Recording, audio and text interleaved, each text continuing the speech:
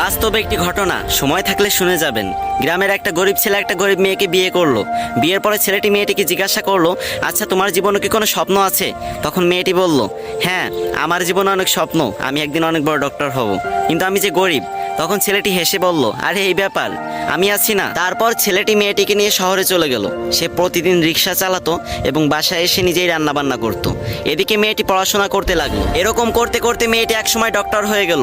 ছেলেটি এই খবর শুনে খুশিতে আত্মহারা হয়ে গেল এবং সে সেই ছেঁড়া কাপড় পরেই মেয়েটির সাথে দেখা করতে চলে গেল। মেয়েটি যখন তার বন্ধু বান্ধব নিয়ে কলেজ থেকে বের হচ্ছিল, তখন ছেলেটি সবার সামনে গিয়ে মেয়েটিকে বলল, জানো আজকে না আমি অনেক খুশি, আজকে তুমি ডাক্তার হতে পেরেছো। তখন মেয়েটির বান্ধবীরা জিজ্ঞাসা করলো, এই এ কে রে? তখন মেয়েটি বলল, আরে আমি চিনি না, হয়তো কোনো ভিক্ষুক টিক্ষুক হবে। তখন ছেলেটি মন থেকে অনেক কষ্ট পেল। ছেলেটির চোখে পানি চলে আসলো এবং সে বলল, তুমি ঠিকই বলেছো। তুমি জানো আমি তোমার পরীক্ষার টাকা জোগাড় করতে গিয়ে ভিক্ষা পর্যন্ত করেছি। আজ তুমি আমাকে চিনতে পারতেছো না?